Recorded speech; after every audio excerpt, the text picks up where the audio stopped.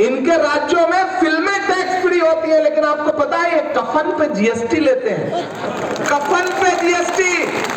ये है भाजपा की नीति। तो इनके सारे नारे झूठे हैं, इनके सारे दावे झूठे हैं, इनके झांसे में नहीं आना है। इसीलिए मैं तो पूरे देश में जाकर के ये पूछ रहा हूं कि कहां सोया है चौकीदार, कहां सोया है चौकीदार।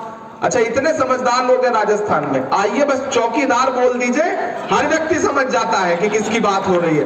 बहुत राजनीतिक तौर पे जागरूक राज्य है ये। मैं सैल्यूट करता हूं इस राज्य को। मैं तीनों राज्यों में, चारों राज्यों में प्रचार कर रहा हूं, लेकिन जो जागरूकता मुझे यहां दिखाई पड़ती है और जो ऊर्जा यहां पर दिखाई पड़ती है वो कमाल है साहब। इसलिए मैं सुनाता हूं कि कहां सोया है चौकीदार, कहां सोया है चौकीदार।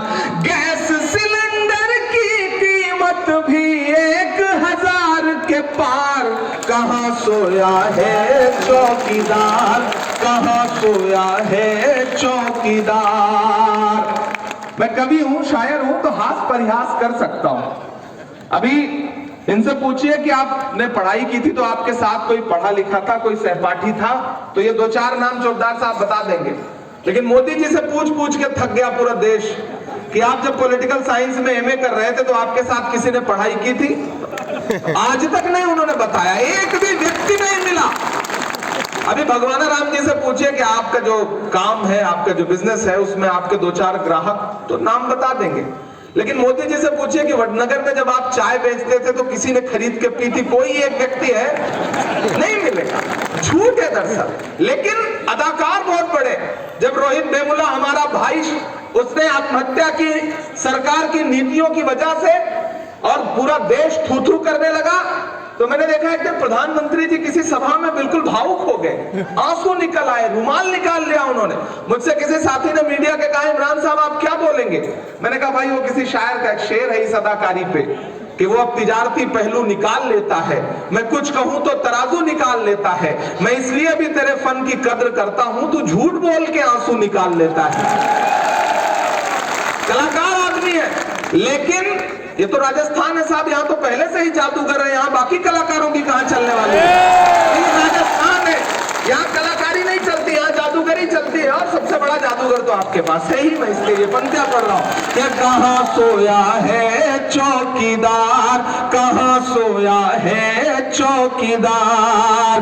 पेट्रोल और डीजल की कीमत रही सैकड़ा मार, कहां सोया है चौकीदार, कहां सोया है चौकीदार। कि चाय बेचने वाला पूरा भारत बेच रहा है, इसी काम में हासिल उसे महारत बेच रहा है। कि रेल बिक गई, तेल बिक गया, बिका हवाई अड्डा। जो अगली पंक्ति है उस पर आपकी तालियां उठनी चाहिए कि रेल बिक गई, नहीं एडवांस में नहीं, 25 तारीख को जाके वोट देना है, अभी पहले नहीं दे देना है। कि रेल बिक गई, तेल बिक गया, बिका हवाई अड्डा, सब कुछ बिकता देख के खुश है अपने जेपी नड्डा। जनता महंगाई की मारी करती हाहाकार, कहां सोया है चौकीदार, कहां सोया है चौकीदार। लेकिन इस भाजपा की लाई हुई महंगाई को कौन समाप्त करेगा? राजस्थान की सरकार करेगी। वो 1200 रुपए का गैस सिलेंडर बेच रहे थे, हमने 500 का बेचा। और कल हमने एक नया वादा किया है कि हम वही गैस सिलेंडर अब 500 का नहीं बल्कि 400 रुपए का देंगे। ये है सरकार का वादा। चिरंजीवी योजना जो 25 लाख रुपए की योजना थी, कब कांग्रेस ने क्या ऐलान किया कि हम इसको बढ़ा करके 50 लाख रुपए कर रहे हैं। उदयपुर वाटी वालों, क्या शानदार योजना है। और एक योजना, मैं पढ़ा लिखा व्यक्ति हूं इसलिए कह रहा हूं, सरकार ने ऐलान किया है कि हम राइट टू एजुकेशन के अंतर्गत ला करके 12वीं तक के जो प्राइवेट स्कूल हैं उसमें भी 12वीं तक की शिक्षा फ्री करवाएंगे। ये बहुत बड़ा ऐलान है, ये बहुत बड़ा ऐलान है। 4 लाख सरकारी नौकरियां और 10 लाख रोजगार पैदा करेंगे। जब केंद्र की सरकार ने नौजवानों को कह दिया कि पकौड़ा तलो, ऐसे में हमारी सरकार क्या कह रही है कि हम आए तो 4 लाख सरकारी और 10 लाख रोजगार, हम रोजगार पैदा करेंगे। इसलिए हम योजनाओं के आधार पर आपसे वोट की अपील करने आए हैं और खास तौर से अकलियत के साथियों से गुजारिश कर रहा हूं कि बटिए मत। आपके बीच में आया हूं तो मेरे आने की लाज आपको रखनी पड़ेगी, ये मेरी आपसे गुजारिश है। मैं भगवाना राम जी के लिए आपसे अपना दामन फैला के अपील कर रहा हूं। जिग्नेश भाई ने अपील की, चौबदार साहब ने अपील की, हमारे जिला अध्यक्ष ने अपील की। एक वादा आपसे करता हूं, चूंकि आज समय बहुत कम है, जाना है, तो आज बहुत सारी शायरी आपको नहीं सुना पाया हूं, लेकिन आप भगवाना राम जी को जिताइए। ये जीत जाए तो जीत के जश्न में शुक्रिया अदा करने आपका मैं फिर जरूर आऊंगा, ये मेरा आपसे वादा। बहुत बहुत धन्यवाद, बहुत आभार, आपसे मेरी शुभकामनाएं। और जो ये 51 किलो की माला और हमारे आने देंगे जो हमारे अतिथि हैं उनको सबके साथ 51 किलो की माला। यूं तो दुनिया के समंदर में कभी मोती नहीं, लाखों मोती हैं मगर हिसाब का मोती नहीं, लाखों मोती हैं मगर हिसाब का मोती नहीं। बड़े ही शायराना अंदाज के अंदर अशोक के बाद, अशोक के बाद, कांग्रेस पार्टी जिंदाबाद, कांग्रेस पार्टी जिंदाबाद। एक बार भगवान राम जी आपसे हाथ जोड़ के अपील करेंगे। मैं मानू का रिसीव नहीं कर सका। मैं आपकी तरफ से मेरे मेहमानों का तो आपकी सबकी ओर से हार्दिक अभिनंदन करता हूं। किसी नहीं, एक चुनावी आयोजन में आपके बीच आया। भगवाना जी जब वहां से आ रहे थे तो जैकेट पहन रखी थी, लेकिन जब स्टेज पे आए तो जैकेट उतर चुकी थी, सिर्फ कुर्ता था। ये विनम्रता है इनकी, ये सादगी है इनकी, जो बहुत कम नेताओं में देखने को मिलती है। मैं सबसे पहली बात तो आपको बधाई दूंगा कि कांग्रेस पार्टी ने आपको एक विनम्र, सादा मिजाज और शरीफ प्रत्याशी आपके झोली में डाला है। अब आप सबका दायित्व तो बनता है कि बहुत फरेबी नेताओं को जिता करके आप विधानसभाओं में और लोकसभाओं में पहुंचाते हैं, लेकिन कोई अच्छा व्यक्ति आए तो फिर आपका दायित्व तो बनता है कि उसे भी सहेजिए। चरागों के सफर में दबदबा हो आंधियों का तो फिर अंजाम जुल्मत के सिवा कुछ भी नहीं होगा। चरागों के सफर में दबदबा हो आंधियों का तो फिर अंजाम जुल्मत के सिवा कुछ भी नहीं होगा। ये दुनिया नफरतों के आखिरी स्टेज पर है, इलाज इसका मोहब्बत के सिवा कुछ भी नहीं होगा। उदयपुर वाटी वालों, 25 नवंबर को आपको जा करके ईवीएम की कतारों में खड़ा होना है और राजस्थान के भविष्य का फैसला करना है। राजस्थान का भविष्य, एक भविष्य वो है जहां राजस्थान सरकार की कल्याणकारी योजनाएं आपके सामने है। मैं देश की पार्लियामेंट में बैठता हूं, मैं राज्यसभा का सदस्य हूं। कांग्रेस पार्टी ने मुझ जैसे युवा को 34 साल की उम्र में देश की सबसे बड़ी पार्लियामेंट में बिठाया।